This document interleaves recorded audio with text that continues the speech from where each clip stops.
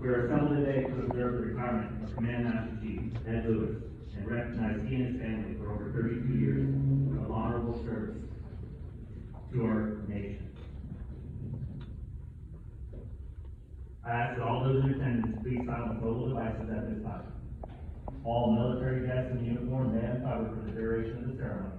Official party will remain covered and follow my commands for rendering salute. For our chiefs, upon lining the rails, all chiefs will cover and follow my commands for hand salutes. Again, please follow my commands for hand salutes today. A ceremony to pay tribute to retired service members is one of our oldest traditions, and it's altogether fitting that we do so on this day.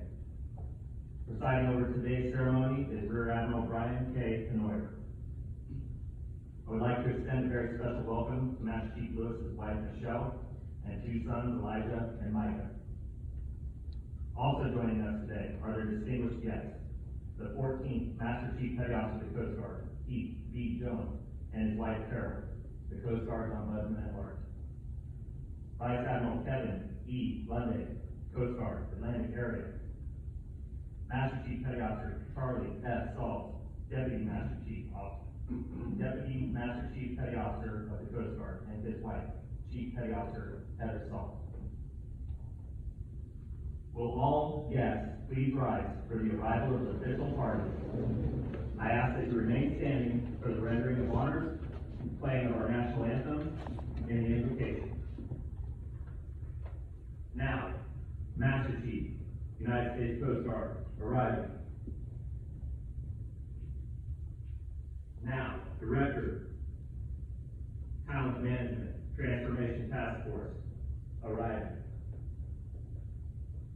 Hand salute. Ready, two.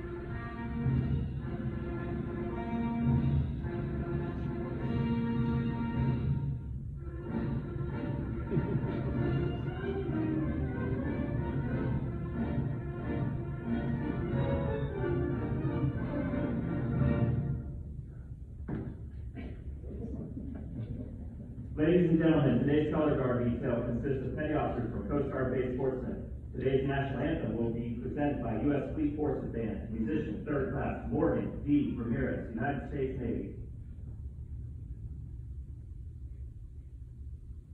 Honor Guard, present the colors. Color guard, forward, march.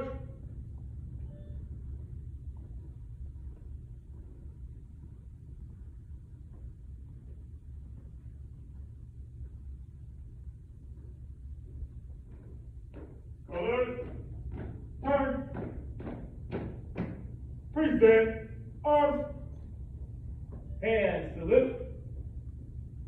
Oh, say, can you see by the dawn's early light what so proudly we hailed at the twilight's last gleaming, whose broad stripes and bright stars through the perilous fight o'er the ramparts we watched were so gallantly streaming, and the rocket's red glare, albeit bursting in air, gave proof to the night that our flag was still there.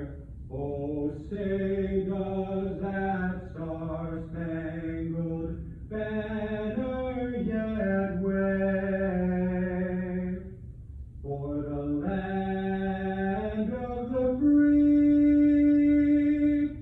and the home of the brave? Order, arms.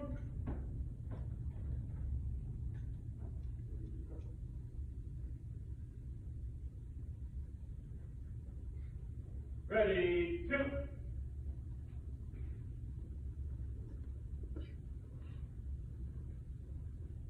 It is my distinct honor to invite Captain Kevin D. Saunders, Force Readiness Command Assessments, to deliver the invitation.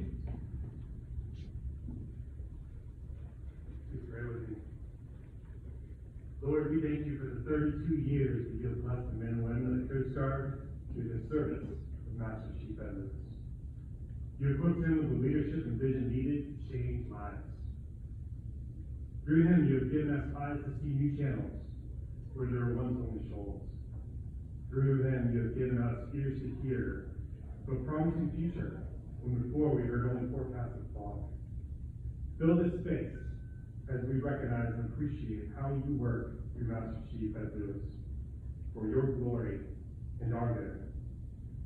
As we watch him enter new mission fields, shine your face upon him and be gracious to him and his family, and most of all, give them peace. Bring all of us comfort in knowing that you will cover us with your feathers, and under your wings we will find refuge.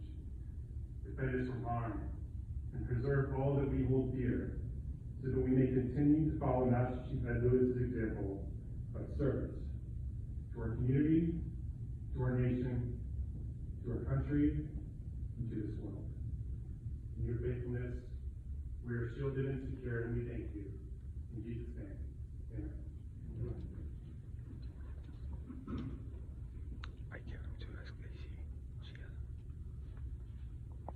Good morning, Admiral and Master Chief.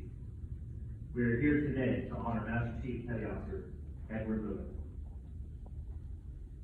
Master Chief Lewis grew up in DeRidder, Louisiana. Oh, you want to sit down?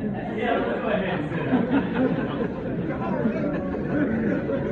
I just thought maybe we all understand.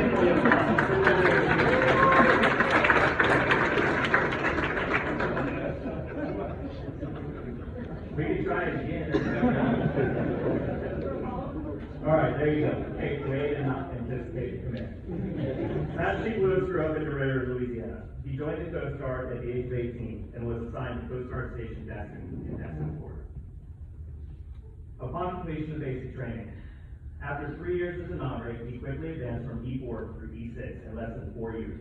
In September of 1998, he married the love of his life while assigned to Coast Guard cutter Point Durant in Everett, Washington. Following the Point Durant, they spent several years assigned as engineer petty officer at various units in Galveston, Texas. During that time, Master Chief Lewis earned his permanent cutter designation while assigned to Coast Guard cutter Point Texas. In July of 2002, Master Chief Lewis was assigned to New London, Connecticut, where he carried out various assignments, including his role as one of the last Chief Petty Officer East instructors and standing up the Academy's Cadet Company Chief program. In August of 2006, he would be selected to represent the Coast Guard at Fort Bliss, Texas, at the Army's Sergeant Major Academy. In June 2007, he began a 16-year run within the badge network, including assignments to his favorite tour by far as Sector Guam's Command Master Chief. In June 2009, he and his family were reassigned to Training Center Petaluma, where he served as school chief at the Chief Petty Officer Academy, and was subsequently honored with an Innovation Award for implementing the first CG6 approved iPads within the Coast Guard. Following Training Center Petaluma, Master Chief Petty Officer Lewis was selected to serve as the Machinery Technician Rating Force Master Chief, officially returning to his roots and proving instrumental in standing up both the Military Mariner Program and Voluntary Credentialing Program. Master Chief Lewis would go on to serve as Gold Badge at District 14 from 2016 to 2018, and Deputy Commandant for Mission Support from 2018 to 2021. From 2021 to 2023, during his Twilight Tour, he served as the Force Readiness Command Master Chief, where he was charged with advising the command on issues and initiatives pertaining to its service members and their families throughout the entire FORCECOM enterprise. Additionally, he worked to provide enlisted members the opportunity to serve in the British Royal Navy, championed lateral rating change processes, and shaped countless chiefs throughout the Coast Guard's workforce through career development and providing opportunities for empowerment and self-development. Ladies and gentlemen, it is my distinct honor to introduce the presiding official for today's ceremony. Rear Admiral Brian K. Canoyer serves as Director, Talent Management. That's good.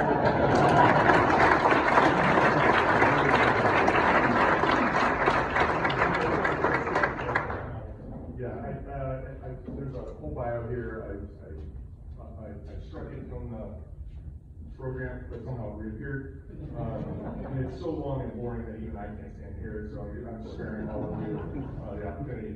So, as a Monday, distinguished distinguished guests, all greetings and salutations remain in effect.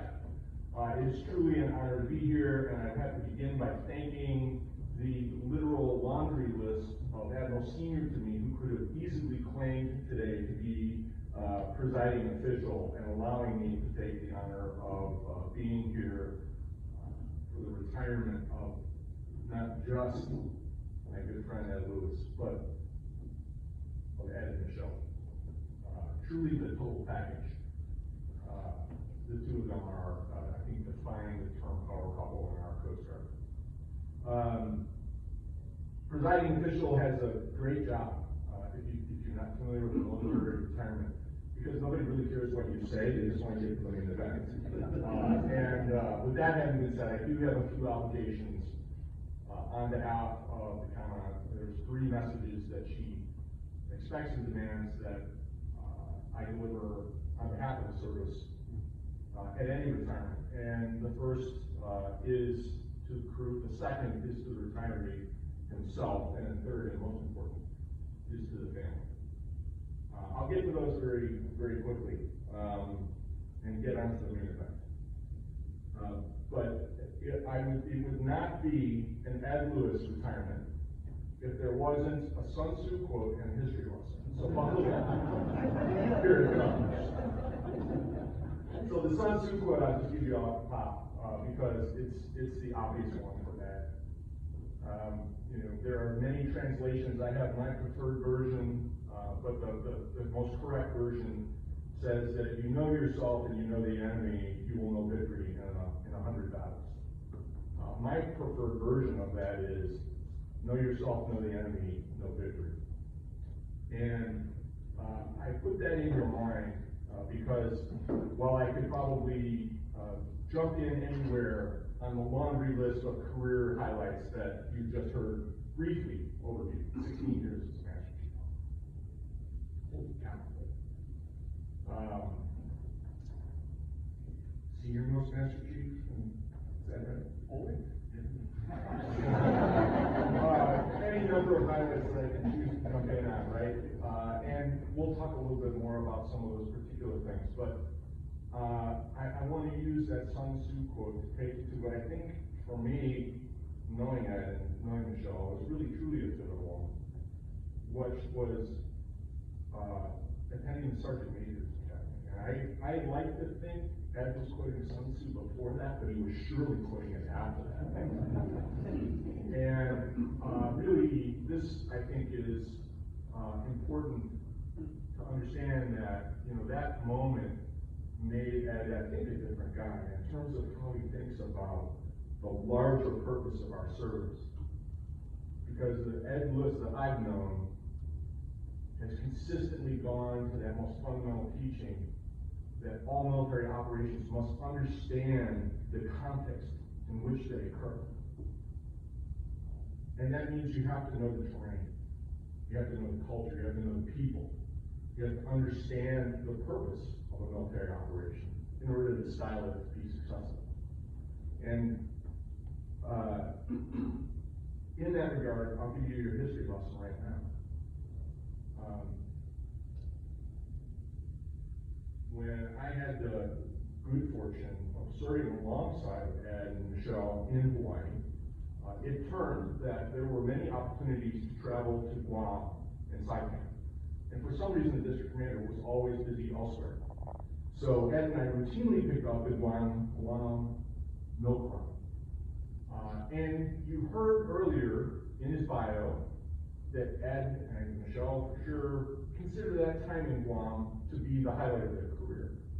Right? There's probably a lot of reasons. New Master Chief, first time in the badge community, going home. Boys were young. They were drug on hikes up and down all of the terrain. You could think of why it might be that Guam was Ed's favorite tour. But for me, I'm traveling to Guam for the first time in my life. And I had the opportunity to beget not one, but a repeated and deepening staff walk led by the one and only Ed Lewis, all over Saipan and Guam. And it happens that during one of these extended walks of history and context and culture, that Ed and I made a stop by, I think you remember this day, the sort of the governor's, the colonial Spanish governor's mansion ruins, really basically, and the grand courtyard. And Ed and I walked that, and we stood on the stairs of what would have been the mansion. And Ed and I talked about, he was describing how things worked in colonial Guam, the relationship with the Chamorro people and the Spanish colonists, and the trade network, and why the port was where it was, how the boulevard lined up to this procession, to this grand courtyard, to these stairs, atop which the governor would preside over all proceedings, right? And as dazing as that was to understand a little bit of the history and the influences on the people of Guam, it led immediately, in a way that only Ed Lewis could do, to a guy named Carlton Skinner. And I don't know if everybody in the audience knows who that is. I'll give you the nickel version. And Master Chief, always you. The nickel version of Carlton Skinner is, he was a Coast Guard officer that really kind of rose to prominence during World War II. Many professional accolades to his credit. Most notably was during the opening days of World War II, his ship, he was on the Northland, was diverted from its previous duties as a weather station observing ship to begin counter-submarine work. And you can imagine what that was like in the North Atlantic. He was involved in one of the very first battles that actually combated and sank the German submarine. One of the very first combat engagements of the United States in the war outside of Pearl Harbor. But those kinds of accomplishments, and they went on through the war, and he rose to quite a bit of fame after the war, were secondary to his real claim to fame, which was that aboard Northland, he had this experience, this awakening. And you have to know these ships, and defer to my real Cutterman brethren here. But the Northland was the kind of ship that could become disabled with a single engine that failed, and it did. And in those days, the crews were completely segregated, as they were across the entire military. The engine room crew, as predecessors in the grade, could not restart the engine. It was disabled and adrift and impaired. If you know your seagoing motor, that is a very treacherous place for a ship to be. But a black steward aboard the ship did know how to restart the engines, and succeeded when literally no one else could. This was an awakening for Skinner, and he realized that everything that he had accepted about the appropriate roles, what society considered to be intuitively obvious and based in fact, were completely wrong. And he pressed. This officer was extraordinary in that he pressed, and he got the Coast Guard to sail the Northland with a completely integrated crew. It was so successful, that explained to me that day in the square in Guam, that the Navy during the war, as we were cross-decking officers from the Coast Guard to the naval combatant ships, the Navy said, okay, Skinner, have your way. And the Navy integrated a crew. Both were so successful that the Navy could no longer accept its own segregation. And while a couple of days ago we celebrated the executive order from President Truman that desegregated the military 75 years ago, the fact is Skinner had already done it. But for Skinner, it is doubtful there would have been evidence to support what President Truman did. But wait, there's more. This guy completes the war with accolades. He's not done. You'll remember your World War II history, right? Admiral Nimitz marches across the Central Pacific, setting up military governance over the hard-fought islands that the United States seized back during the war, including Guam. In fact, he moved his command to Guam. Guam had a military governor until 1949, at which point the President of the United States selects Skinner to be the first civilian appointed governor of Guam. And you'll recall that Ed is explaining the culture and context of the Chamorro people, of colonization, both by the Spanish, then by the Americans, then by the Japanese, then by military occupation. Skinner knew it all. He had walked that terrain. He knew the context of history. And he was arguably the man who created modern day law in his point of time. But for him, we would not have what we have today. Structure in the elections and a free and open Guam that we know today, as Americans would have great territory. How impactful is this guy? Because he knew himself, he knew the enemy, and he knew victory. Right? So, back to the messages. Why do we do military retirement ceremonies? Because guys like Ed always try to flee in darkness when no one's looking. Why do we do this? They don't want it. Right?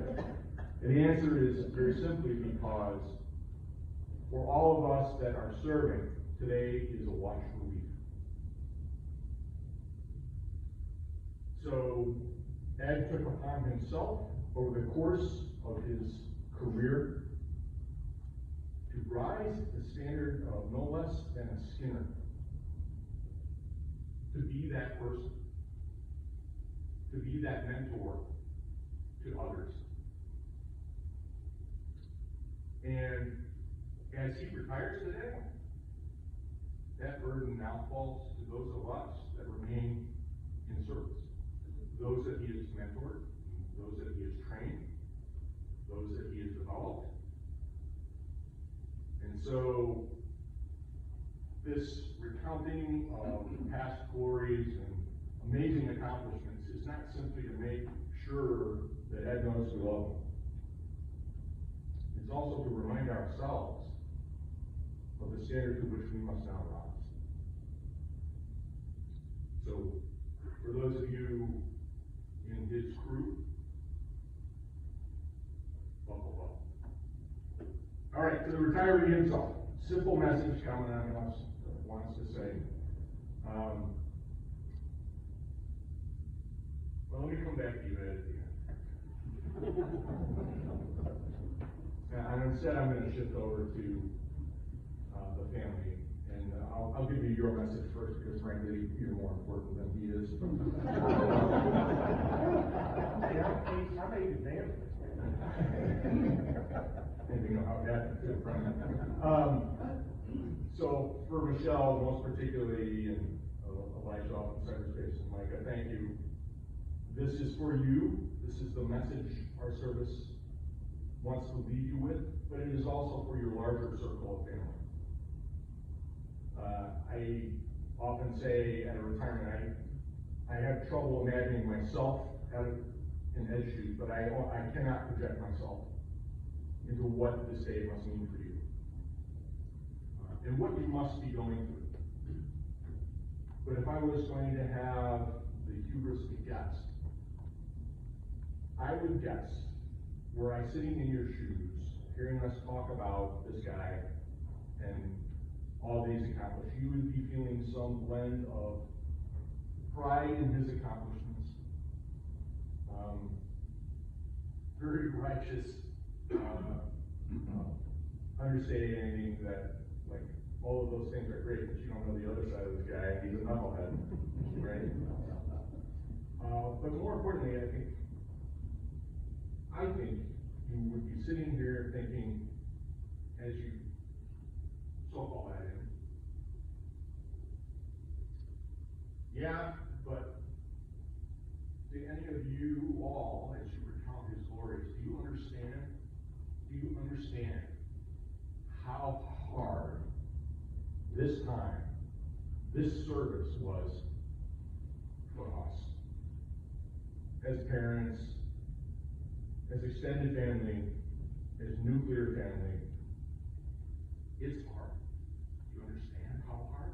It's great to ring the bell about all the good stuff. Do you understand how hard it was? And I would probably be thinking, given how hard it was all that we sacrificed and went through, was that for something? Did it matter? So the message from the commandant on both fronts is very simple. No one will ever understand the hardships of this military life the way we do. Our families go through the same. Shelley, you serve, you understand both sides. Yeah, we know. We know the worry about physical safety, the concern about stress, and all the hardship that accompanies serving. Because Ed didn't do any of these things by himself. Not one. Individuals don't serve their country, whole families do. There's an old saying that Jack Walsh used to say at MKCM, that if you see a turtle on a fence post, the only thing you know for sure is you didn't get it. So, and Ed is one hell of a turtle.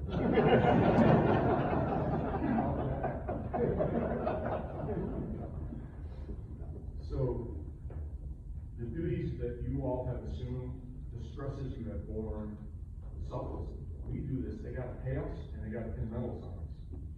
You do all this without expectation of acknowledgement, reward. It's pure in a way that our service cannot be. Not only do we understand what you've been through, but you have our ultimate admiration for its purity. Yeah, we know this. But did it all matter? Because it was a lot. It's cliche to run through the laundry list of times you couldn't be there, things you couldn't do. That's the tip of the iceberg for all the hardship. So what? So,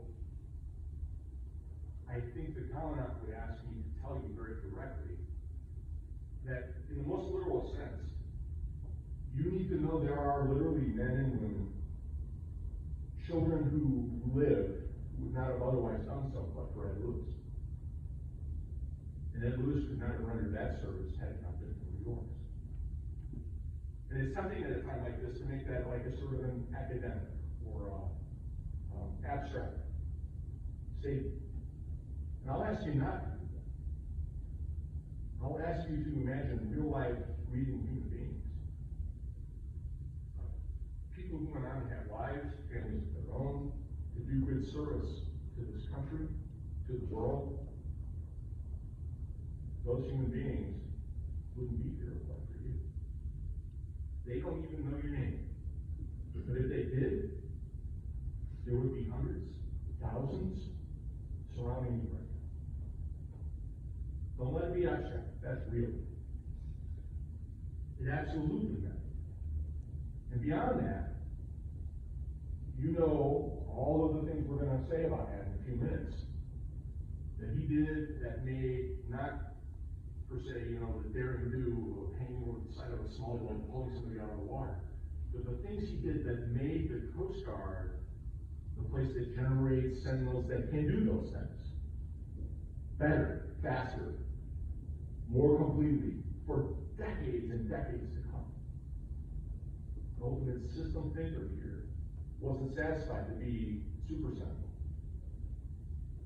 He had to make a system that would produce better Coast Guards and women for decades to come. He enabled their service. But you enabled his.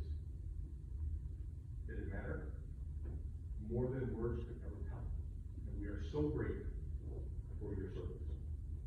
Okay, so now that, I'm going to wrap up with Ed. And we're going to embarrass you formally.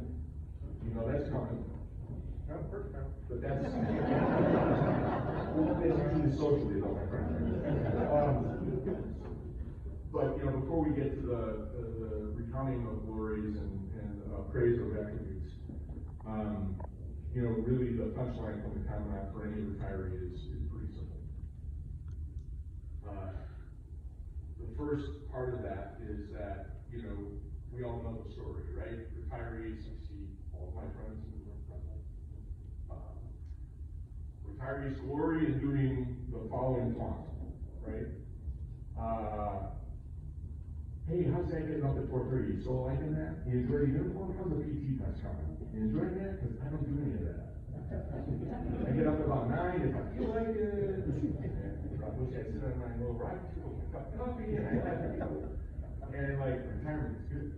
And it is good. And you know it's good. And I know you started that process of decompressing into the raw bushy space, but but nonetheless, you know, if you talk to these guys long enough, and usually long enough is really long enough, they get around to telling you, well, you know, I did kind of miss it. And like, you just gave me a laundry list of things you don't miss. So what are you going to say? And the answer is exactly what we all know it is.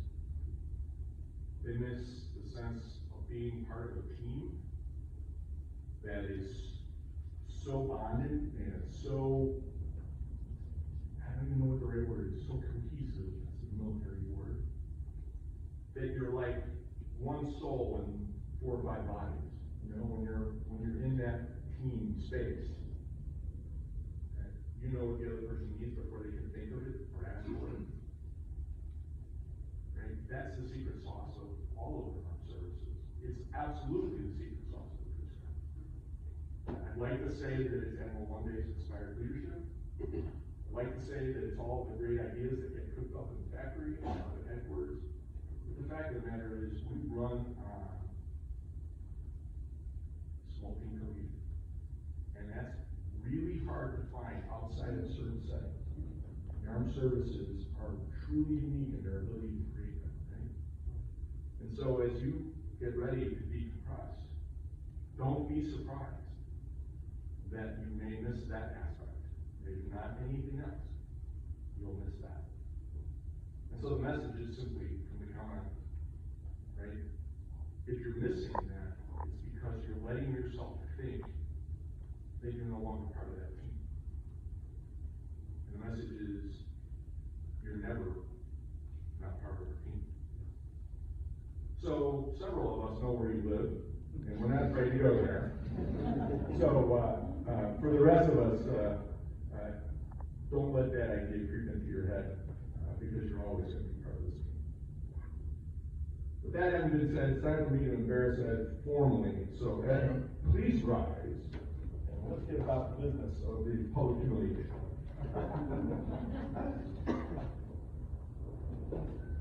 All right, well, thank you, Admiral. You can all give a round of applause to the Admiral.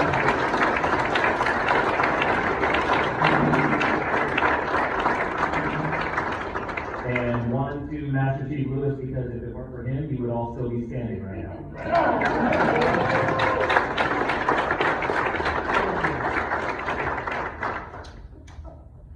All right, looks like we're going to do some citations here. All right, at this time, I'd like to invite Master Chief Petty Officer Lewis up and recognize him for his hard work and dedication to the Force Comm, Enterprise, and the Coast Guard as a whole. And I'm supposed to have somebody up here.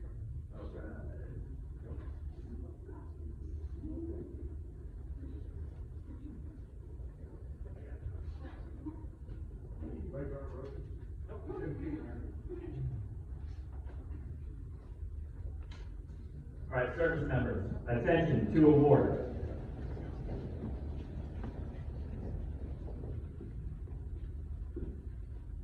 Master Chief Lewis is cited for outstanding meritorious service as Command Master Chief of Force Readiness Command, Norfolk, Virginia, from June 2021 to June 2023. Under his leadership and expert mentoring, Force Readiness Command made significant contributions to advance the Coast Guard's most aggressive accession and education and training initiatives in decades. Master Chief Lewis masterfully championed the nationwide effort to improve veteran employment opportunities through credentialing and certification of military training and experience.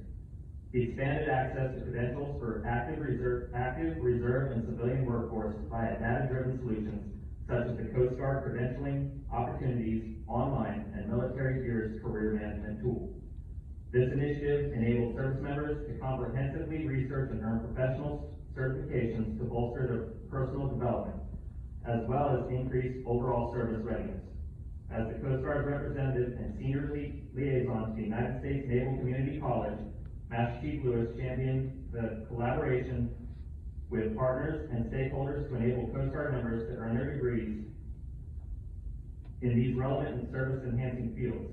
He was instrumental in establishing and maintaining the USNCC's curriculum, ensuring fields of study were relevant to Coast Guard operations and mission support career paths. In direct support of the Commandant's intent, Master Chief Lewis spearheaded the Coast Guard's lateral entry and Agile A School delivery work groups, enabling the service to leverage its members' skills, education, and credentials to accelerate their training and graduate them expeditiously to Coast Guard units, saving thousands of days in training time. This highly successful tour culminates an exemplary career spanning more than 30 years of military service. Master Chief Lewis's ability, diligence, and devotion to duty are most heartily commended and are keeping with the highest traditions of the United States Coast Guard.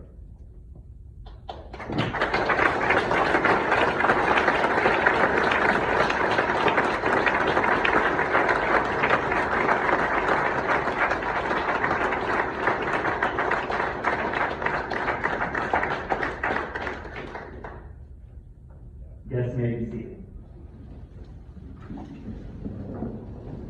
Will Michelle join us up in the front, please? It won't hurt, we promise. It won't. Rear Admiral Benoyer will now present Master Chief's wife, Michelle, with a certificate of appreciation. From the United States Coast Guard, to all who shall see these presents freely. This is to certify that Michelle Lewis has earned grateful appreciation for her unselfish, faithful, and devoted service during her husband's Coast Guard career. Her unfailing support and understanding helped to make possible her husband's lasting contribution to the nation.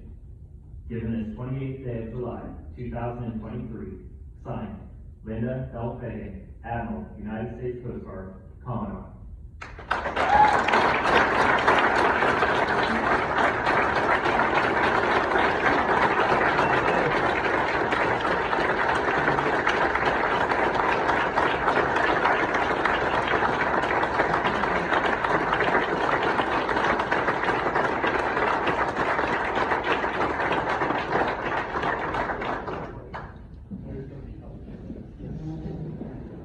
At this time, we would like to recognize Elijah and Micah Lewis, Master Chief Petty Officer Lewis's two sons.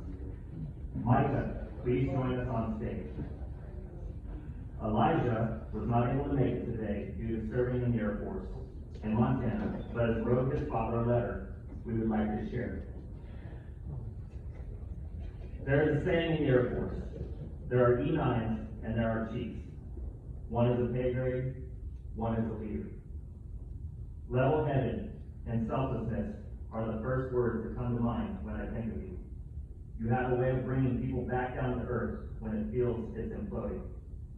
The level-headed mental strength has helped guide me in the craziness of life and helped make me into the person I am today. Take that as you will.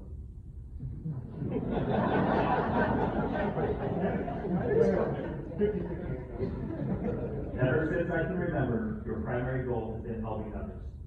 From your education in counseling and resilience to your work in helping people transition into civilian life.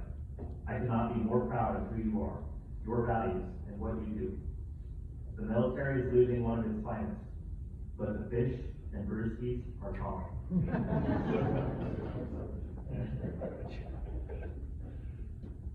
Rear Admiral Miller will now present Elijah and Micah's certificates of appreciation.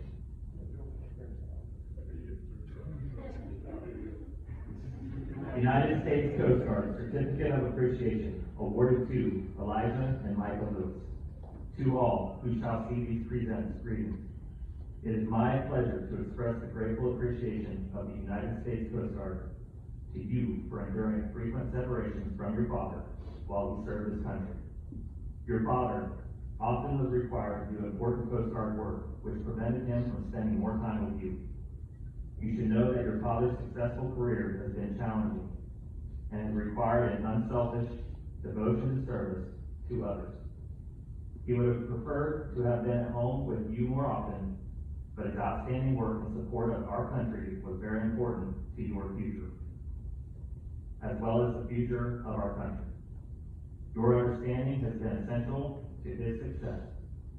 The United States Coast Guard thanks you for your support.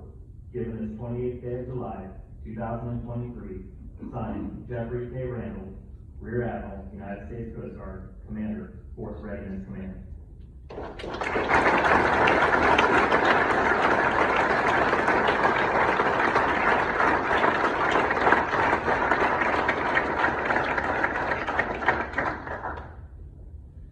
One of two things is going to happen right now. Either Master Chief Petty Officer Daniel J. Morales or Dave J. Carson is going to come forward and present a gift on behalf of the Chief Master.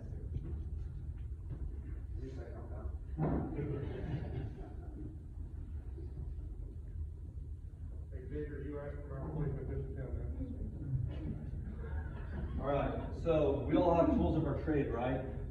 So he started off with a wrench when he was in MK, but as he transitioned to being a chief, this right here became a tool of his trade. Right? So, so all of us who have been mentored by this guy over this tool, thank you. And this is your last coffee cup from the Coast Guard.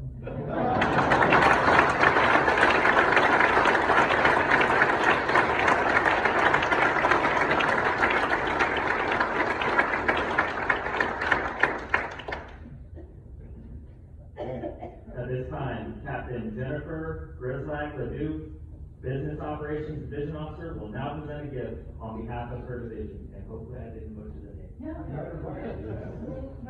Yeah. I thought, Lindsay said there was no speaking part for me, so I didn't remember the meaning of each of these. I have it right here. Okay, then you go back to that. All right, the kukui nut and shell lei will forever remind you of this momentous occasion.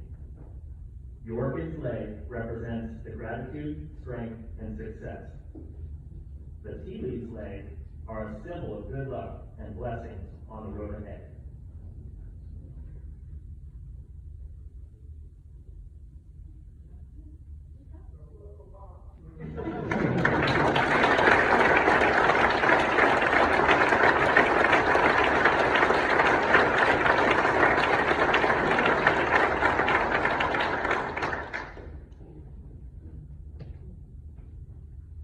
Chief Petty Officer Freming will now present Master Chief Lewis with his shadow box.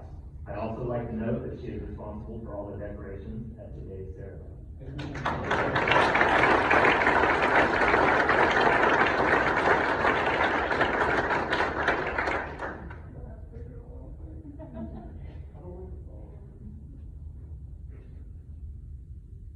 The tradition of presenting a shadow box to a retiring sailor is born of early British custom. In the days of sail, when Britain ruled the seas, it was considered bad luck for a sailor upon final departure from the ship to allow his shadow to hit the pier before he himself departed the ship.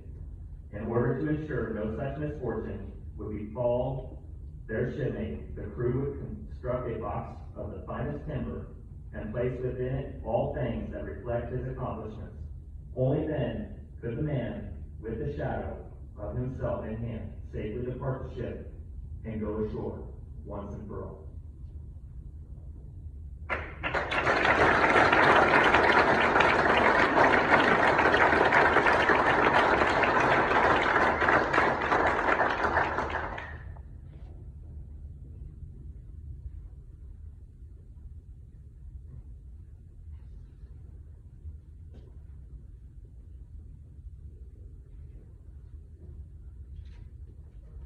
We'll now present the Certificate of Appreciation from the Commander-in-Chief.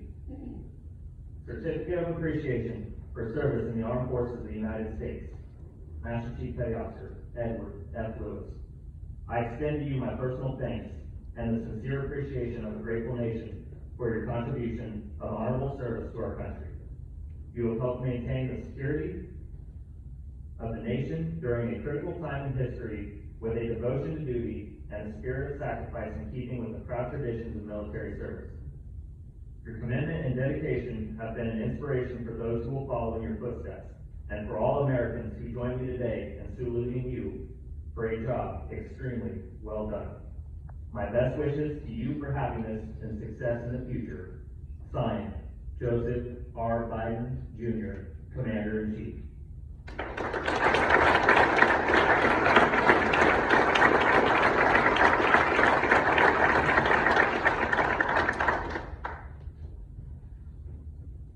Master Chief Petty Officer of the Coast Guard Keith Jones will now present Master Chief Lewis with his certificate of retirement and make a few comments. What's that?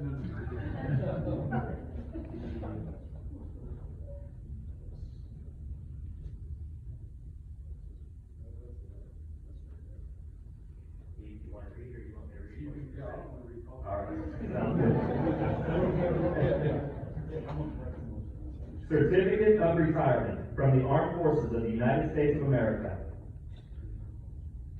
Let's go attention to this one. Thank you very much. I've always wanted that.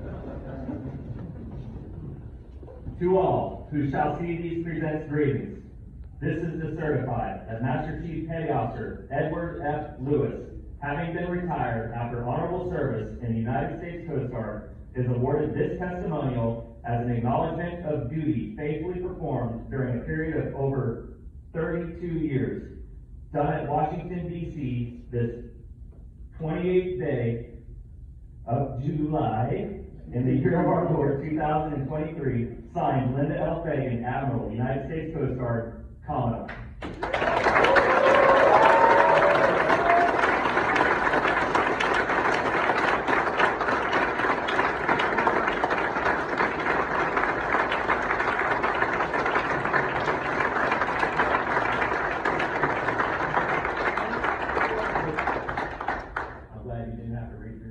Yeah, exactly. All right, we have a letter from the National Petty We're Officer. not gonna read that, I'll just do the quick comments. Sounds good. All right, we're calling a question now. Yes, please. Gee, and then you stood for like, 45 seconds there.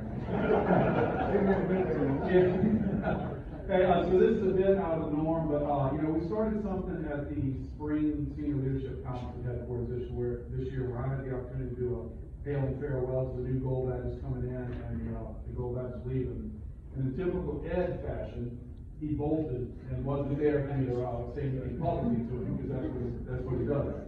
But, I'm glad to have a quick second. I will not take a long time, and I do not like having to speak after I'm a lawyer. It's genius. This is what that was. So, but, and I will say that also on behalf of the commandant, I was texting with her this morning. She really wanted to be here. She's at the tank right now, and said she'd much rather be here with us. Yeah. But I just do want to start with thank you. First of all, to Michelle and to Elijah and Micah, thank you so much. I'm not going to reiterate the wonderful words about Menoria. What I do want you to know is every minute y'all gave Ed to us, you made the Coast Guard better. So thank y'all very much. Let's give them another round.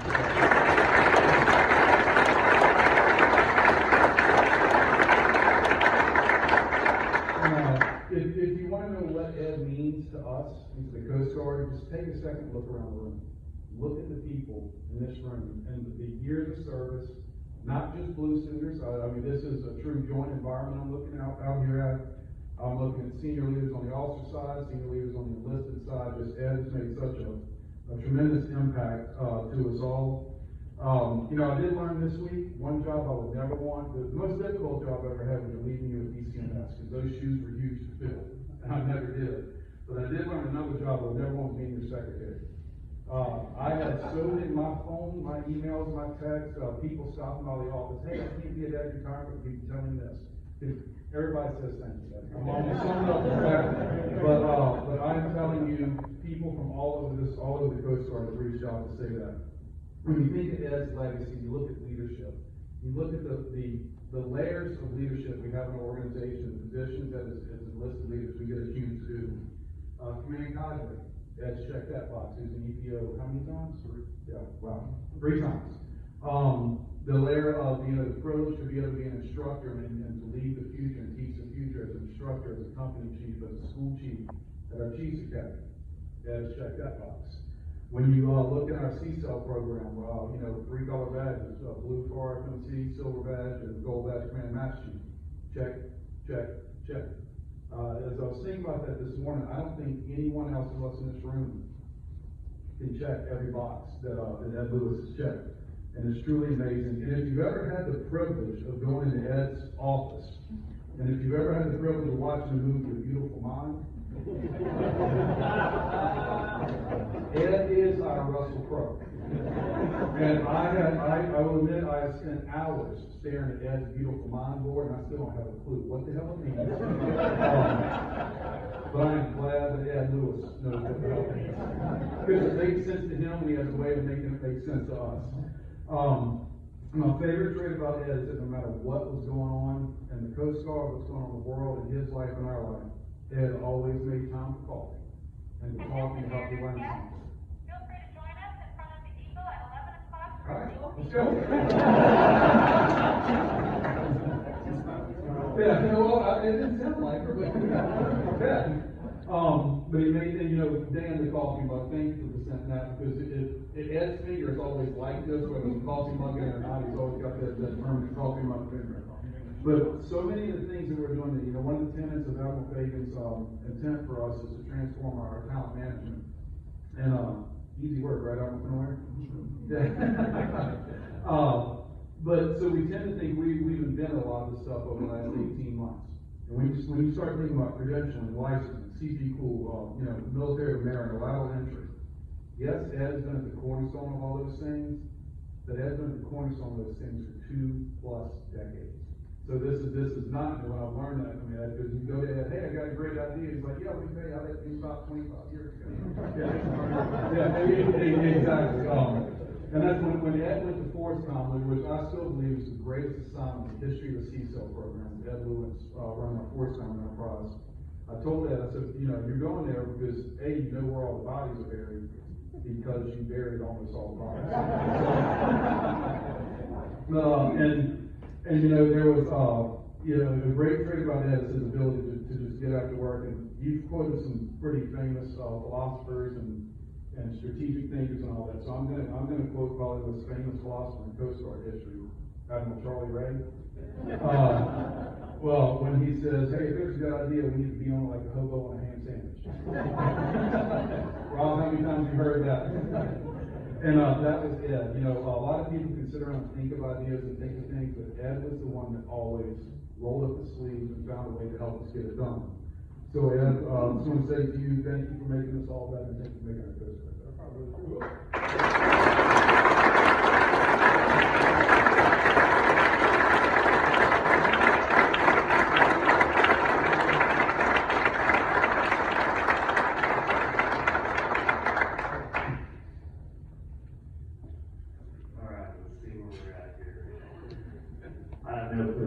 Upstairs so far, and I feel like we just kind of call this whole thing off. Back to business, right? All right. Well, I think at some point we're supposed to give you a pin, but somebody hid it in hopes that this day would never come. Yeah, it's already on there. So in place of that, I think I'm supposed to give you this sticker that goes on your vehicle. This is it right here, Ed.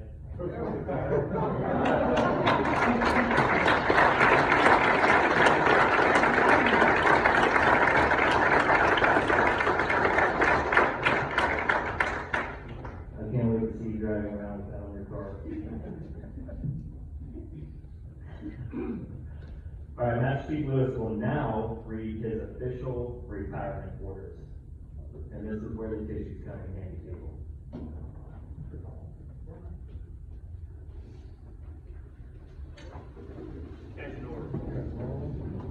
From Commander, Coast Guard Personnel Service Center 2, Master Chief Petty Officer Edward S. Lewis.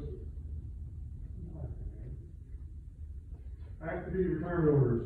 Your request for retirement is approved in accordance with Title 14 U.S. Code, Section 355, detached from all duties on the first day of September 2023, and proceed to your home of selection. I wish to express my appreciation for your faithful service. May you have a fulfilling retirement and best of luck in your future endeavors. There you go.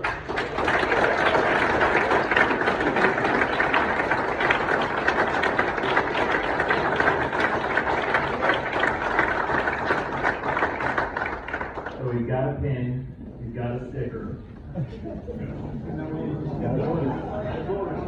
We can all sit down.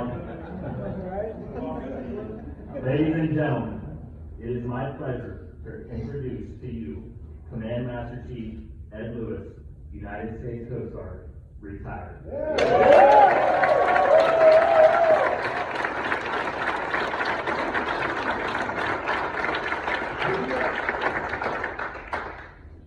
So Admiral Knoyer said, why are we here? Gaius Marius, Roman consul, created the retirement system when he was fighting Jugurtha in North Africa. Illegally recruiting foreigners into the military with the promise of citizenship and land if they joined. So there you go, that's why we're here.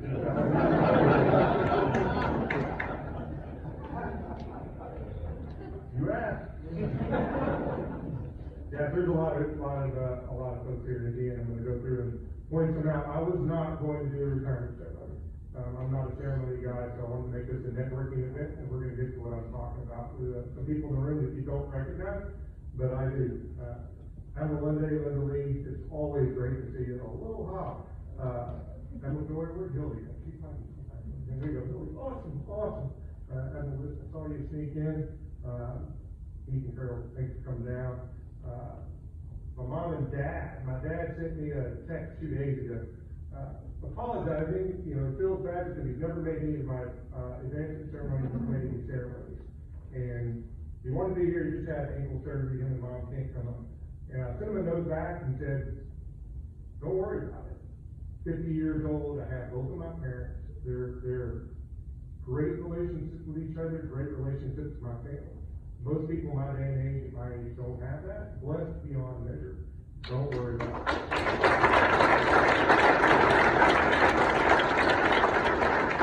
Michelle here, I said Elijah, we talked about it earlier, if you don't know, I lost count of how many people we've had in our house over the years. 50 individual cadets in the tenure that I had there in our house, averaging 12 on a Sunday. I've had an entire Chiefs Academy class within my house, 90 people. There's no funds for that. Michelle doing tomorrow food for 90 people, no problem. So we've literally, hundreds, thousands of people have rolled through our house in the last 25 years. And yeah, people are sad. Oh, you're retiring. I'm not, because we're not stopping, man. I debated long and hard about what I was going to talk about. This is, it's an unusual day. Maybe I'll talk about.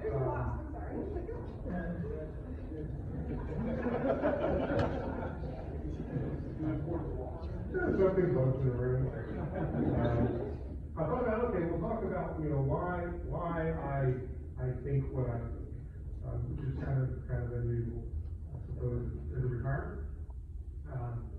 In mentioning Guam, and I'm not going to correct the history just yet, but my good friend Leo and Francis flew in literally from Guam for the ceremony. So you wonder how you get embedded into a culture and community. Leo and I are classmates from Sergeant Major Academy, and spent 9 months together out in the desert running around, and we get stationed there, hit the ground running. 16 years ago, he'd been my Master Chief Anchor on, and was able to fly out today. And Dave Osborne, where are you at?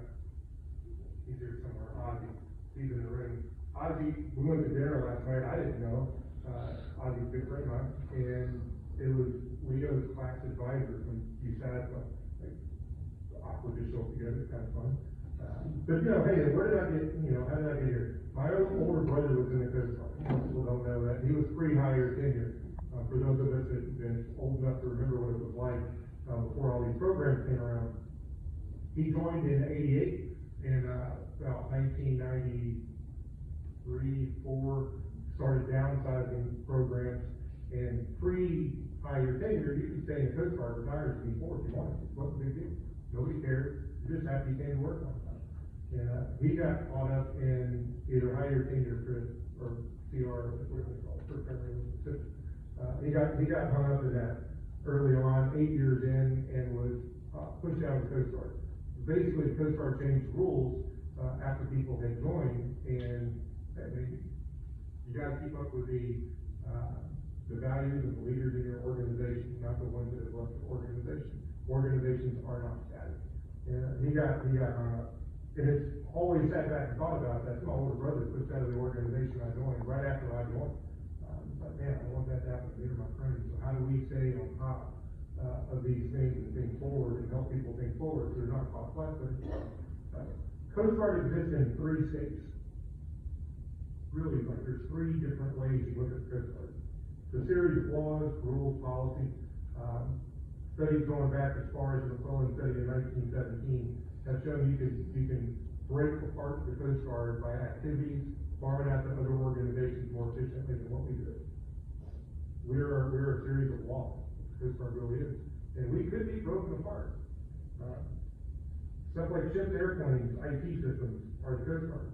If you follow the money in the Coast Guard, they're universally the priority. Those things take precedence over everything else. So yeah, those ships, those are the Coast Guard. You can look at it that way. In the last state to look at it, their people are the Coast Guard. No one starts out to buy a ship intending to support the absolute lowest capability possible. Nobody buys a ship looking for the lowest capability. Others in the academy, in nature what the academy is, others in the academy, that is the philosophy of development programs. They're eternally built to reduce requirements. We build training, we build requirements to the minimum capacity capability possible. It's the exact opposite of the way we build ships. I'm not talking about force-time training programs. We don't set the requirements. We train the requirements. That's the way headquarters programs work. Ships are the highest capability possible. People are the lowest capability possible. Just the nature of the beast and the way the budgets work. With that in mind, I ask you to consider these 3 states. Which one of those 3 states contains the spirit of the Coast Guard? We could rewrite policy. We could find new ships. But the spirit's actually the people in the Coast Guard. The Coast Guard is the people. It's not the ships and it's not the policy. Clearly not this space. Well, ships are the manifestation of our culture, and it really are the ships. They come and go, but the spirit remains. We decommission ships, and yeah, we're tied to them. If we've been on them, we've been on that class, we're tied to those ships. But the spirit of the Coast Guard remains when they're walked on. The spirit of the Coast Guard is wholly manifested by the people. And when I'm talking to people, I look at my friend Kyle in the back. It's reservists. G, where you at? It's reservists, it's civilians, maybe, civilians, rich, active duty. It's the full gamut. You have to think about all of them because all of them are our workforce. And once you start losing that mindset, the spirit that is the Coast Guard starts changing. We can lose that pretty easy. So I thought about 3 things. Go figure. Leadership character, motivation is a bitter experience, and the importance of relationship. And they're not particularly in any order. Leaders of character. Yeah, I was at Coast Guard Academy, Grounds, Chiefs Academy. Mark Stevens, where you at, Mark? Last Chiefs Academy instructor, he's standing. Mark Stevens and I think, were the last 2 on deck. And Kyle and I were probably, I know we're the first 4. I don't know if you or Carl got in the door first. The first 4 company chiefs. We got one of the last chiefs in the room at the Chiefs Academy, one of the first 4 company chiefs in the room. Awesome to have you here. 25 years ago, here's a history lesson. Giddy up.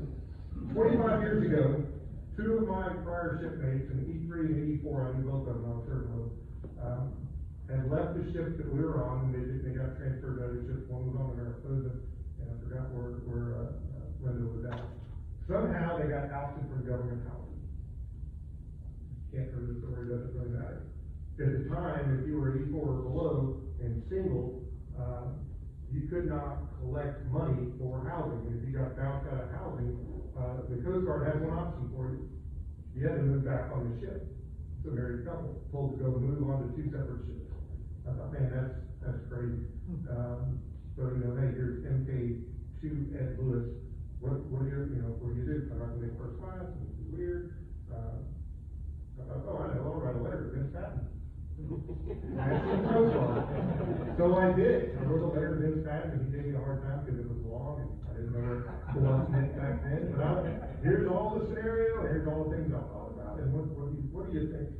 And Vince sent it to somebody at the NCOA, Non-Commissioned Officer Association, and followed up with them, and I saw this email leprechaun chain between Vince and NCOA, to the point that Vince emailed me back and said, we're getting the law changed, so E4 and above can get housing allowance.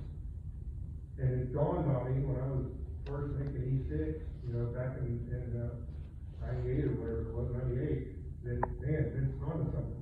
There are things that Coast Guard cannot change. You've got to go to the authorities outside of the Coast Guard law. Coast Guard doesn't write law, it's follow the law.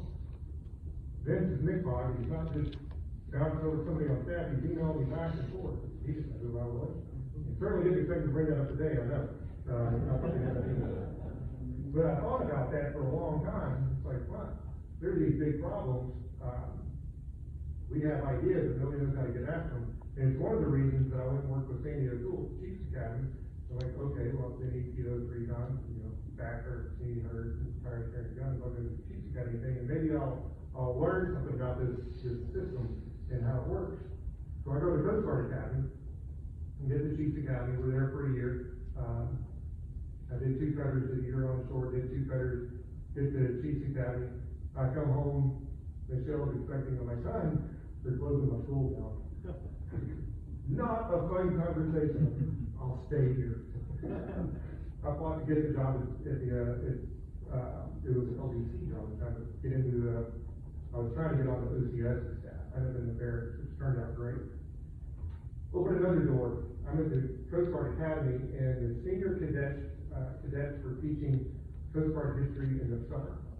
And you can imagine you've got a 2nd year or 3rd year cadet teaching Coast Guard history. I had something that cadets didn't have. Time. Because they can teach classes, they're way too smart. But they can't prepare to teach class when they were kids back from SWAT summer and told, hey, in 3 days you're teaching a history class. They don't have time to do any research. They're running SWAT, they ran SWAT summer. So I'm like, hey, I'll teach Coast Guard history class. And it was kind of fun because now I'm getting paid to do nothing but research Coast Guard history. All school year long, getting ready to do 9-hour-long blocks in the summer on Coast Guard history. So there's some crazy trivia out there people aren't aware of. And this idea of, you know, Carlson Skinner and where we came from has always been in my mind. So thinking about great ideas, but we don't necessarily know what those ideas were. We lose context over time. And one of the things I did at Chiefs Academy was teach the class on how to do degree assessments. So we do ACE assessments for all of our courses, 40 hours and above.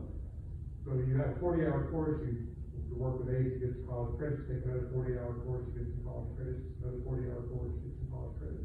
They're all done individually in 40-hour courses. They're never done as a series of courses. So what ends up happening is you get the minimum credit somebody could possibly get, depending on that course, because there's no way to verify who's gonna go into class. So we have all these chiefs going through Chiefs Academy, getting degree plans, and are getting ripped apart, with credits that they should be getting. And it's just one of those things, uber frustrating. And during that, and this will come back in a second, during that research time, one of the things I ran across was the story of Carlson Skinner, who Vince actually got to know before he passed away. Small world. And he's at XO, you can picture. XO's in Northland. XO's responsible for the crew, the ship, the watch, the discipline. It's cold, it's miserable. He's not a traditional Coast Guard officer, he's a journalist that had a degree, so he came in, and he's standing on deck responsible for a crew in a system he doesn't understand, looking out over the cold North Atlantic, and they capture a Nazi weather ship, so they have to man their ship They have to man the ship that they captured, and they have to do security for the Nazis. He has no extra people, and he's got a huge group of people, just happen to be black, and he's not allowed to do anything with them, but have them be stewards. It's the most idiotic thing you could possibly imagine on a good day. In a wartime scenario, it is just beyond me.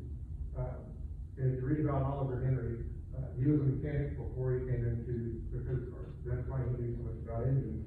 And according to Carlton Center, he sat in the engine room all day reading tech books. There's a reason he knew what he was doing. He's a mechanic, sitting in the engine room. I want this guy to be a mechanic. There's another story out that says the chiefs were pissed because he's the guy that fixed the engine and made them mad. If you read Skinner's writings, what you'll find out is the only reason Skinner knew who Oliver Henry was is because the EO introduced him. Skinner went to the chiefs to find out what the chiefs thought, and the chief said, yeah, the guy should be an engineer. So Michelle and I went to the National Archives, read through the logs, and I wrote down the name of all the chiefs on the boat. So, yeah, the logs from Skinner's boat are available in the National Archives. Pretty crazy. So, yeah, understanding your history is important. If you're going to tell a story, be sure you actually do your research. Because you can teach the principles wrong, and then you actually implement things incorrectly. So the idea Skinner had is, why are we limiting people's ability based on arbitrary boundaries? Now you start thinking about credentialing programs and lateral entry, and you figure out what was the inspiration for all that. Carlton Skinner and his writings, and there's a lot of text about Carlton Skinner on the internet. Another story, I want to know who the longest serving head of state was in history. We're doing leadership and character development at Coast Guard Academy like that. Who's had a job the longest? It sounds interesting. And you find out there are people that are heads of state, that means different things in different countries, 90 years. You're born into the baby, that's not what I was looking for something a little different. Queen of England, if you think about how long the Queen was a queen, and yeah, you're gonna have a hard time finding anybody that was in the role she was in for as long as she was in the job. But I ran across somebody else, and I've read a lot about World War II history. My grandfathers were Navy, Marine Corps, hear all the stories in the Pacific. And there's a country that was absolutely critical in the late 30s, and you never see anything about it. Ethiopia. Never see anything about Ethiopia. In any of the old war movies, there's no history on it. So I want to learn something. I got the Emperor of Ethiopia, Haile Selassie's autobiography, volume 1 and 2. Literally the hardest book I've ever read in my life. One, the names are all Ethiopian, the locations are Ethiopian, so you gotta get a geography map out, keep up who's related to who.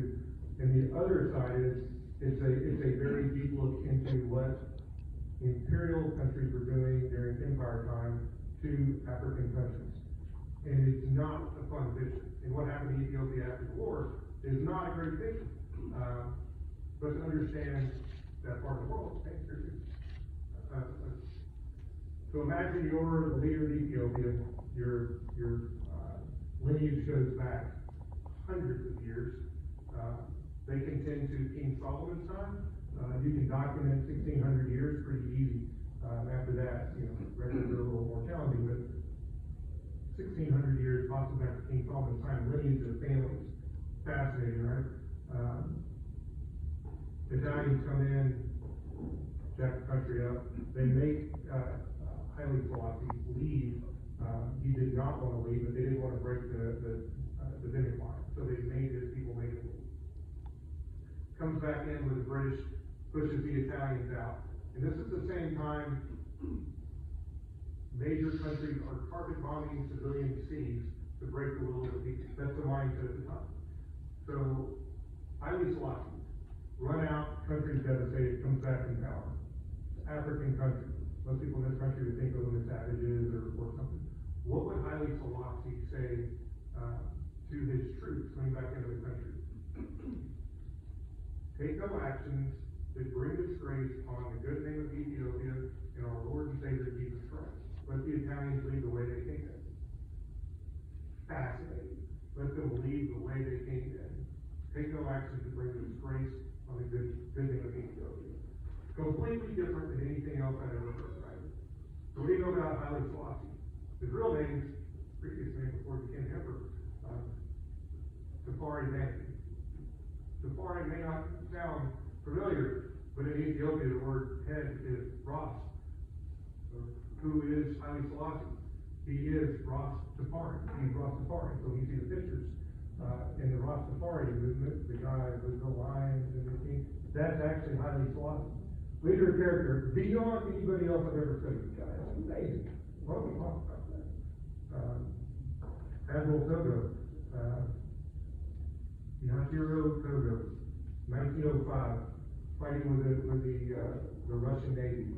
Anything you read in this country will tell you the Russians came around 18,000 miles, undisciplined, their gunnery was terrible, and the reason that the Japanese won is because the Russian Navy was disappeared and their gunnery was sloppy. Admiral Togo's ship is in the cockpit. It's still in Japan, right next to our Navy base. So imagine you steam out, and Togo had some fascinating thoughts. Admiral Togo, the Russians are going to shoot at us. 2 out of every 10 shells will hit our ships. We're going to shoot back 4 out of every shell will hit their ships. So if we have 4 battleships and they have 8, we have the advantage. The math works out. You think, that's crazy. Togo had previously fought the Chinese. He saw the Chinese ships in port. The Chinese seamen were hanging their laundry from the barrels of the guns on the ships. Togo saw that and had pity for the Chinese admiral because he knew what was about to happen. Devastated the Chinese Navy. The Chinese ships, he saw this. The Russians came around.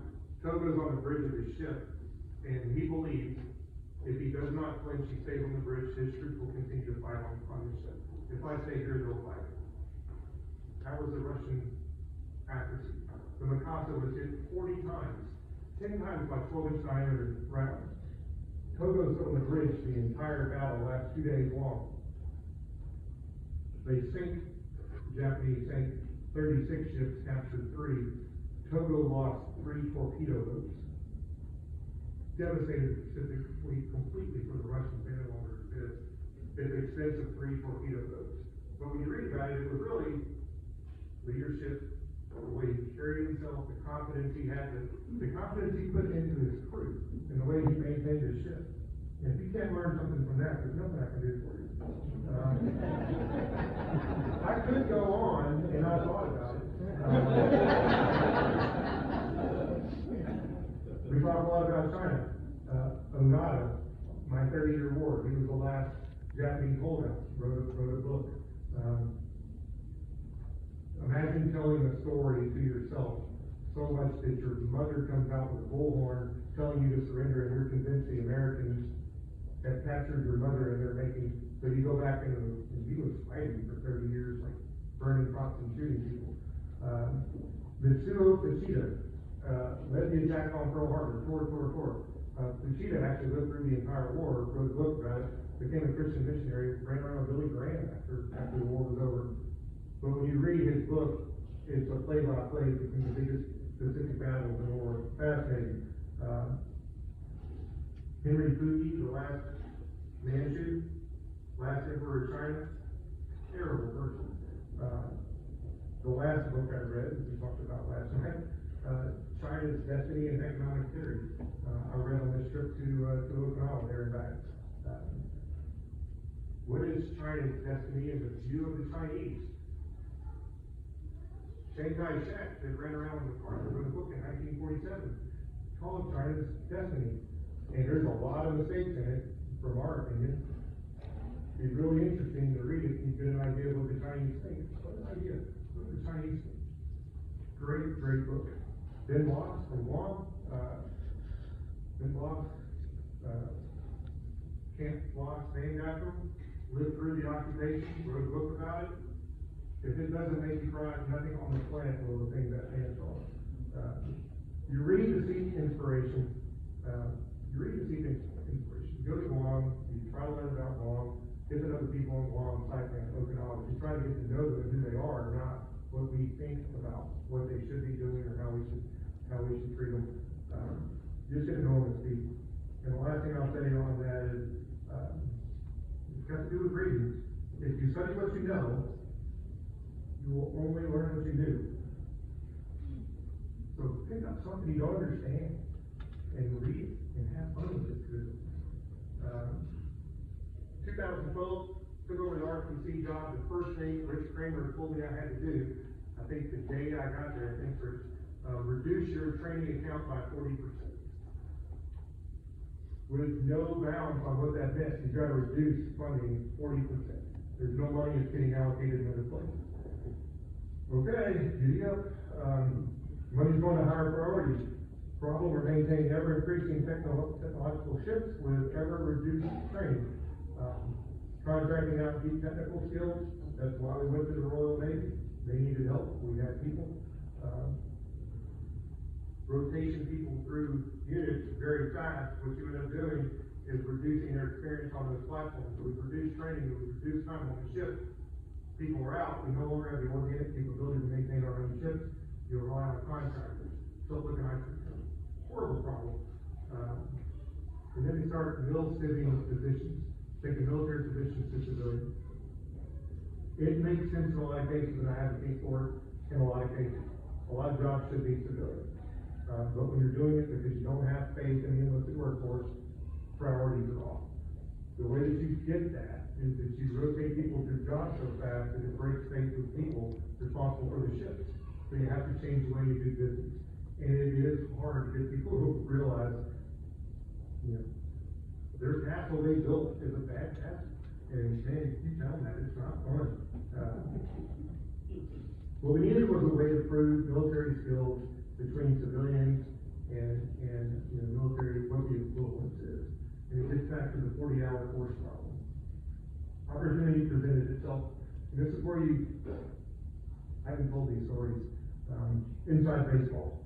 Admiral Messenger came in, grabbed Terry Vanderwerf, and said, hey, there's this MERPAC group, Merchant Mariner Employee Advisory Council, MERPAC group, and man, they're mad. Go down there and see what you can do to help. Terry had no idea how any of this stuff works, so he grabbed me. Like, hey, we're gonna go down and talk to this MERPAC group, and we're gonna see what we can do to help. And they had a military mariner initiative. They're trying to hire military people into Merchant Marine. I thought they wanted us to help. Okay, we'll help. So I met people that are brilliant. Mike Talley, Keith Boring, from Navy School, Bill Bridgman, I think he was solid at the time, Barrett Erickson, Bill Ellington, coming in, and I mean, they are trying hard to figure out how you can bring people from the military with sea time into the Merchant Marine. Glenn Payne, good friend Mike Medina sitting here, like one of the most intelligent people I've ever met in my life. Hopefully you get a chance to meet her today. Luke Harden, spent a ton of time with him. Three groups of people. We have people with merit background, credentialing background, military training background. How do we make this happen? Military learning came a long way. Still doesn't work the way that it needs to. The crossover between military and civilian is difficult, because you have to take all of your courses and break them down to individual tasks. Those individual tasks have to go through a database and the requirements for the Merchant Marines. We make our own rules up. They don't do that in the military. The Mariner side, that's all law driven. So they have hard rules. We have to figure out how to get our guys across the way. Rich Berkowitz came in. Some people here know Rich Berkowitz. Back room, he asked me, hey, why don't people in the military join the Merchant Marine? Math problem. 3 years short course, or ship for 3 years on ship, 4 years on shore. Your sea time's only good for 3 years. 4 years short course, they can't get a Merchant Mariner license. How do we fix that? I'll be back tomorrow. So, went back to the office the next day, pulled up NDAA, cut a section out, we could talk about the 3-year time, overtyped it, made it say 5 years, and said, you need the law to say this.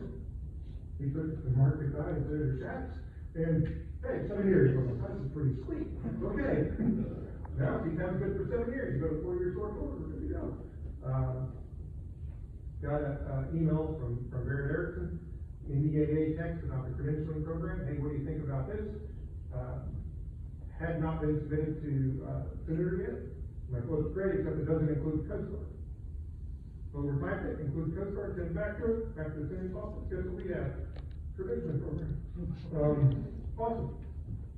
I took MKA school and took 6 months, for them to go through paper, whole thing was paper, 10 binders, Terry picked it up for me. The staff at National Maritime Center doing a crosswalk, 10 3-inch thick binders. They came back, MKA school was approved for, entry-level merchant mariner training. Awesome, had never been done. Took 6 more courses, submitted them, got them back, I'm like, okay, this works. Tell you, I told these stories before, looking back, I laughed. Glenn Payne from Ship Operations Partners Program was at MERPAC meeting, and Glenn said, hey, what can we do to help? And if they were doing these crosswalks, man, there's a lot of stuff in the merchant mariner world I don't understand. It'd be nice if you guys came in and helped us. How do we do that? I don't know, I'll do that tomorrow. So I went home and I wrote a letter from Ship Operations Partners Program to the Coast Guard asking to fly people in to help do the crosswalk. And Glenn Tony, $25,000 up to do the crosswalk. Letter, yeah, Richard, somebody came back with a letter I wrote and said, hey, what do you think about this? So it's a great idea. So I wrote the letter back, and I responded to myself in writing, on this is general word. So, they flew people into Yorktown, we brought over the Fort Houston photos, we had a great day. A lot of work happened, we got 30 more courses crosswalks, middle of the National Maritime Center. Glenn comes back and says, hey, what do you think we should do next? I'll be back tomorrow. Went home, wrote a letter. Came back, gave it to him. A couple months later, Rich Berkowitz sends me a letter from the Coast Guard saying, nope, we're not gonna do round 2, we're gonna do it ourselves. But I knew that wasn't actually true. We were not gonna talk to the Coast Guard. There's nobody to actually do it. And I'm like, okay. But that letter didn't come to me. Rich got it from Congress. And, if you wonder why there's legislative requirements to submit mariner, courses to NMC, it's because the Coast Guard said we're gonna do something, and they knew we weren't gonna do it, like, I'll put it in law. The benefit, I wasn't mad about it, okay, if you put it in law, that means we can get resources, and we can actually get people to do this right, and make it sustainable over time. Thanks, for that. That didn't help, man. Yeah. So we draft a lot of requirements for NMC. I was hoping Liz Belcast would be here today. I literally saw my career flash before my eyes at an American Legion credentialing meeting. Jimmy Hoffman had spoken in the room about credentialing. Brilliant speaker, Jimmy Hoffman Jr., and good figure. Like me, that we need to hire men. There was a guy there named Mickey Yeager, big huge guy. I met him in the back. Go to the back room, come on. Go to the back room, and Nick's like, hey, we want pipe fitters to go to Chicago. We got a contract, 20-year contract, we need pipe fitters to go to Chicago. How many welders do you have? We got 600. How many of them get out in a year? Maybe 60. How many of them go to Chicago? Maybe 6. Family wage jobs, these are really good jobs. And, Nick is one of the guys that created the Skill Bridge program. Take recruiting funds from a union and pay veterans and military members to go to training and get a certification. They're gonna go work for the guys that paid for their certification, so no brainer, they're not required to, there's no brainer. So Nick says, hey, what about this credential? Oh man, I don't know if the legislation's gonna get approved, it's up on the hill, they're working on it. And, Nick says, he's got 2 of his guys there, hey, I'll call him out, and one of these boxes, we'll watch the gate, nobody's leaving, so big door, good dude. Don't go block big sauces. So if I was Nick, as aggressive as he was, Nick grew up there in Vietnam, and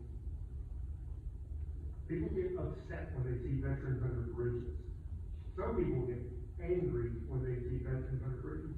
Mick Yeager's entire demeanor would change when you talk about veteran unemployment and people living under bridges. He would get on fire. But this guy is passionate about hiring veterans. He's literally trying to find a way to get them employed. They would do the training for free and not even tell you where the jobs were gonna be. You'd be going to another state, they would still examine for free. Because at least they could get a job when they got there. Truck drivers, pipe fitters, welders, whatever. There are folks out there that are passionate about veteran employment. The same system that you use to get veterans employed is the same system that we use to hire people and to lateral people between. There's no difference. It's really about giving people credit for the experience and training they have. There's a fear that if you give somebody a certification, they're gonna get out. And my good buddy Chuck Walker, who used to laugh, because it comes all the time, somebody would, Coast Guard County, what if we train them and they leave? What if we don't train them and they stay? You're well, man. That's not a good alternative. So people like Helen Rolls from CMCS call me up all hours of the day, just asking. She ran CMCS, executive director, 10 years probably. She would tell me what's going on and just say, what do you think? Out of those, she's an SES outside. What do you think? Out of the, we roll back and forth. Lisa Lutz from Solid, Roosevelt Pastor. If you look their names up online, they're phenomenal. They've done monumental things for the veteran and military employment community. Steve Gonzalez at the American Legion Summit, great. Dave Gillespie, Dave's back there somewhere.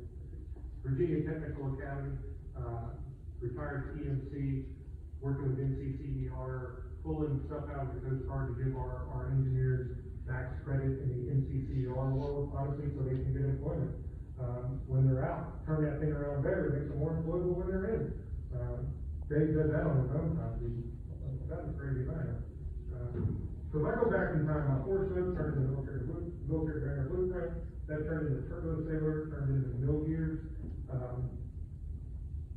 It's exciting to see that, where it's at, and where it has progressed. But I talk about motivation as a bitter experience.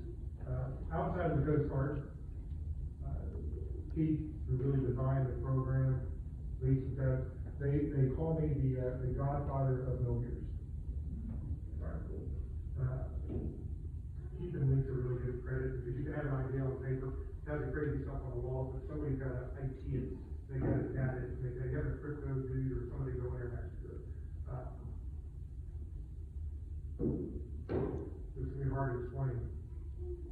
Inside the Coast Guard, my formal recognition is indistinguishable from my peers. Here's great accolades. You've done all this stuff. My formal recognition until today, until then, my formal recognition is indistinguishable from my peers. If you look at my evaluations, you gotta get a fine tooth comb to find magic words to see a difference between me and my peers. The numbers are a wash. There's not enough variation. It's a wash. The level of awards I've received in my career are the same or lower than the person before me and after me. That's awkward. Is it? What kind of quality people do we have in the Coast Guard?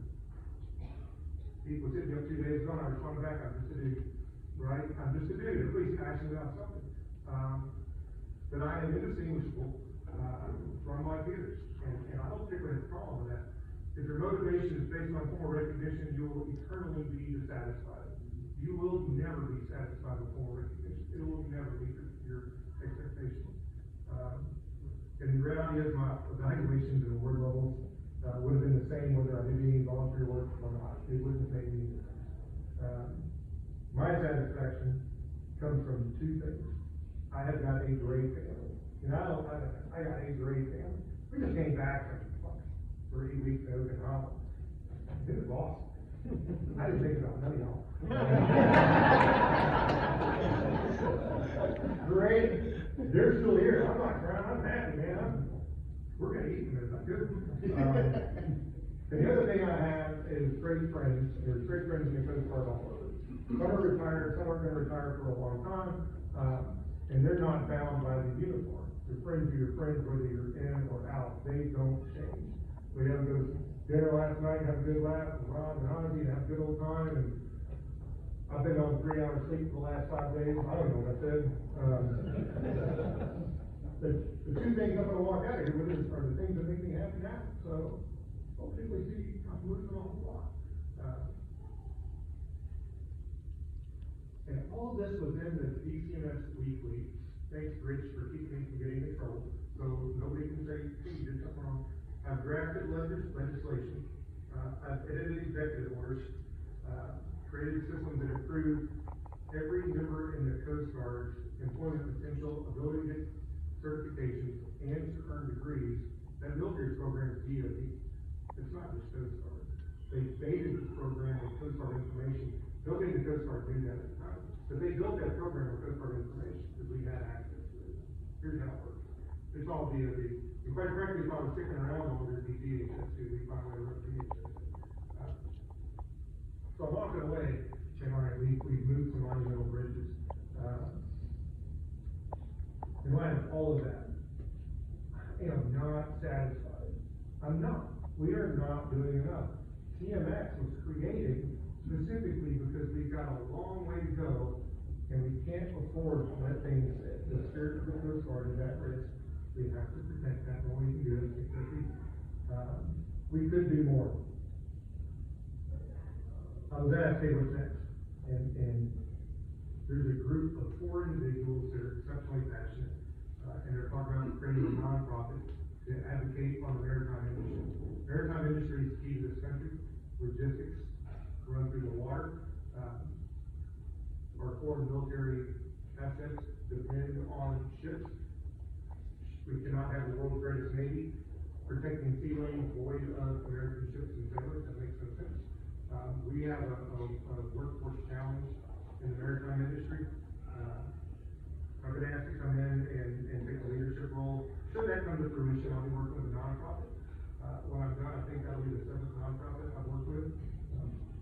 Still working with Green Advantage right now, working on building maintenance and supervisor green certifications. But I'll probably be working in the nonprofit world when I'm done here.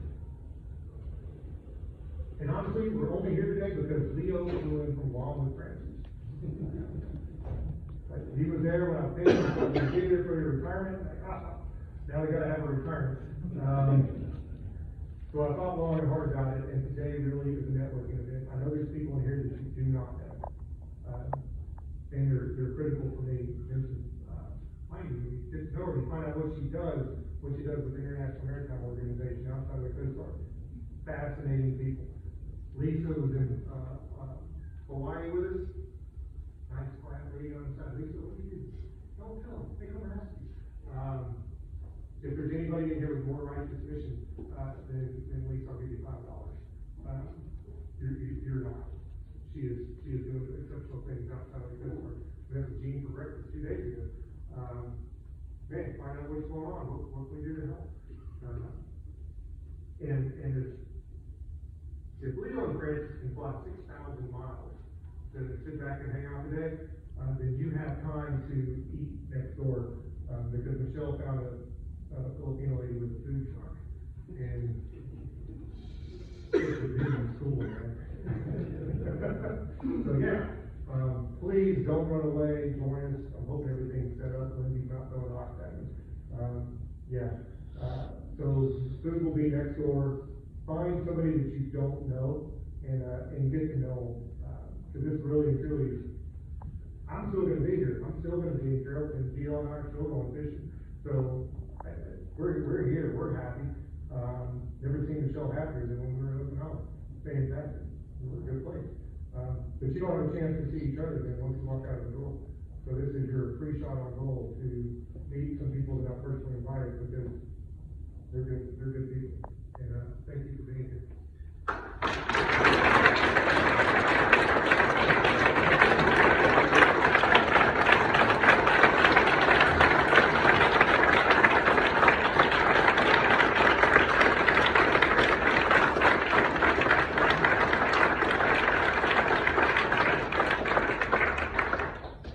Thank you, Ed. All right, Master Chief Petty Officer Tony M. Tharp, Chief Rating Audit Manager, will now read the launch.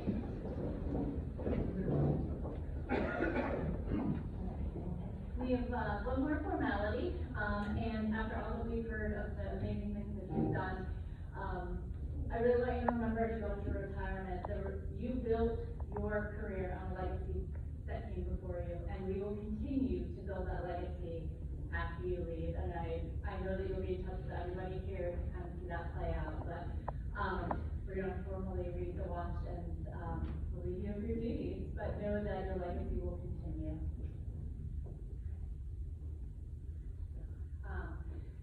For 32 years, this sailor has stood the the watch. And while some of us lay about our bunks at night, the sailors stood the watch. While some of us were in school learning our trade, the shipmate stood the watch.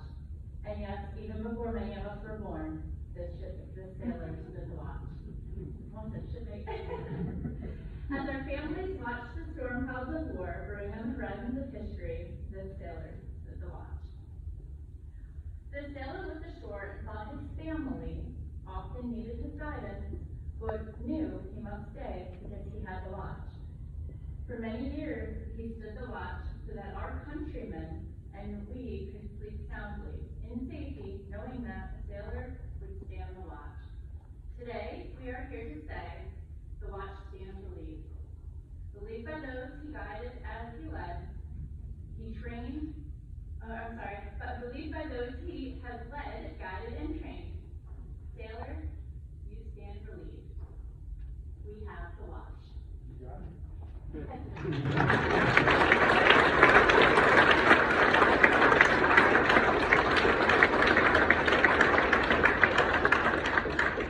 Thank you, Tony. At this time, I'd like to ask the chief mess to cover and line the rails.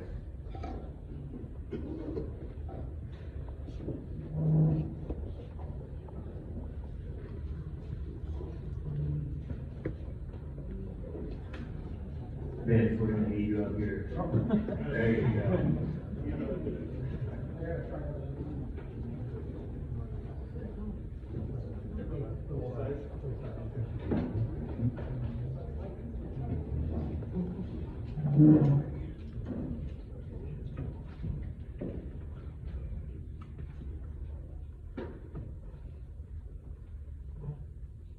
Will all guests please rise as the 8th Master Chief Petty Officer of the Coast Guard, Vince Patton, retired, delivers the benediction. I ask that you remain standing and join us for the playing of several crowds and departure of the official party. Attention Mariners guests. George Story and John Fortstein stay at 12 o'clock in the Explorers Theater as he discusses the USS Galena. Well, good morning. I always typically have a prayer with a saying, and I think the most appropriate for this occasion comes from one of the greatest American philosophers of all times, Mr. Rogers, who says that often when you think you're at the end of something, you're at the beginning of something else. Please join me in prayer. Eternal Father, Lord of hosts, we are blessed by your spiritual presence this morning as we are joined in this time of fellowship honoring the superlative accomplishments during Master Chief Lewis's impressive military career. We have witnessed through our eyes and ears testaments of courage, integrity, commitment, and compassion, in which he has proudly demonstrated during his 32-year Coast Guard career. He has performed well and served as a sterling example of our service's core values of honor, respect, and devotion to duty. Dear God, we ask through this moment of prayer that you continue to keep Master Chief Lewis and his family in your loving arms of protection. Give them the strength of encouragement to continue to follow through their passions in life and their unselfish willingness to always help others. And Father, we commit in your care that you watch over all who protect our country from harm and danger. May we never forget those who have paid the ultimate sacrifice for freedom, and that we will always honor those who have gone before us as a shining example of superior role models to follow. And dear eternal Creator, grant that your holy and life-living Spirit may so move every human heart of our world that barriers which divide us may crumble, suspicions disappear, and hatred cease, that our divisions be healed, and that we may live in peace, prosperity, and harmony. Through you, we pray and say, Amen.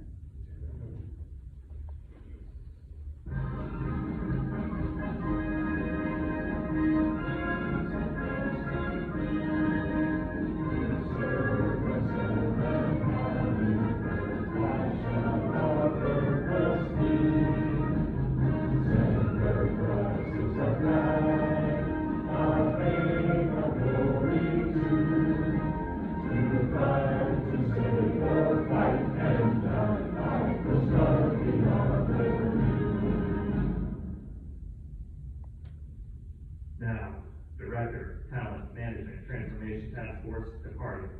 And salute.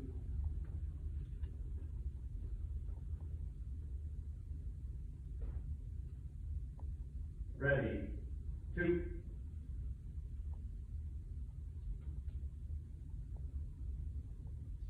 Now, Master Chief, United States Coast Guard, retired, departing.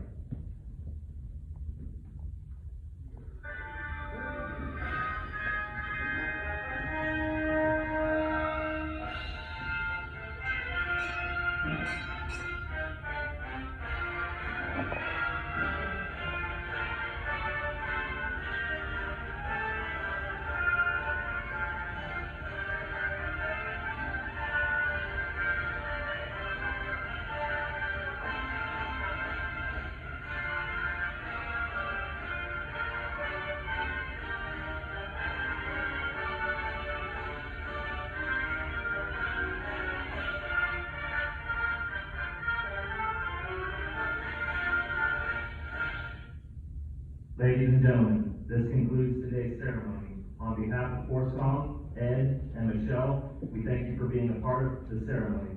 Please feel free to join us at the on-site reception. Also, please feel free to sign in the guest book and leave a message on the provided cards for Ed and his family.